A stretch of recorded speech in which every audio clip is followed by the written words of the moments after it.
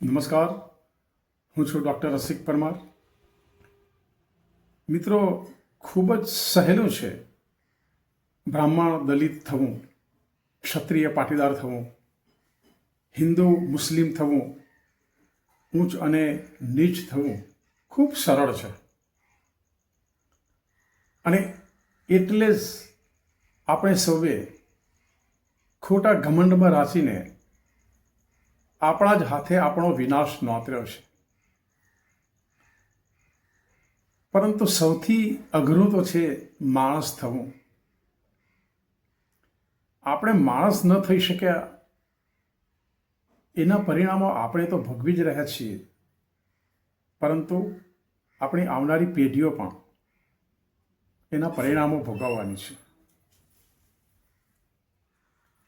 કલ્પના કરો કે આજે તમારા હાથમાં જે સત્તા છે, સંપત્તિ છે, જે વગ છે, શક્તિ છે, જે જો હુકમી છે, અને આપણી સામે જે લોકો એકદમ લાચાર સ્થિતિમાં છે, જે લોકો આપના રોપ, આપની દાદાગીરી, આપનો અત્યાચાર, આપનો જુલ્મ અને આપનો અન્યાય મૂંગા મોઢે સહન કરી રહ્યા છે, એ લોકોના હાથમાં કાલે સત્તા આવશે તો તમારા સંતાનોની સ્થિતિ એમની સામે કેવી હશે? મિત્રો, સમયનું ચક્ર હંમેશા ફર્યા જ કરતું હોય છે અને પ્રકૃતિના નિયમ પ્રમાણે વારા પછી વારો બધાનો આવતો હોય છે.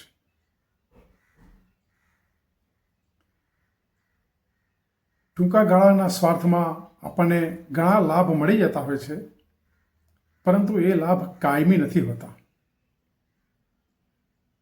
લાંબા ગાળે આપણા માટે એ નુકસાનકારક સાબિત થતા હોય છે. એટલે આપણે આજે આપણા પોતાના સ્વાર્થ માટે એટલા અંધ ન બની જઈએ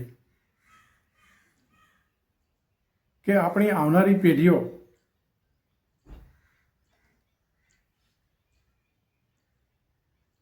એનો ભોગ બને. આવો આપણે સૌ સાથે મળીને બધા જ ભેદભાવો ભૂલીને વસુધૈવ કુટુંબકમની પવિત્ર ભાવના સાથે આપણા અને આપણી ભાવિ પેઢીઓના સુખ, શાંતિ, સમૃદ્ધિ અને સલામતીના માર્ગને મોકળો કરીએ. ધન્યવાદ. જય સંવિધાન.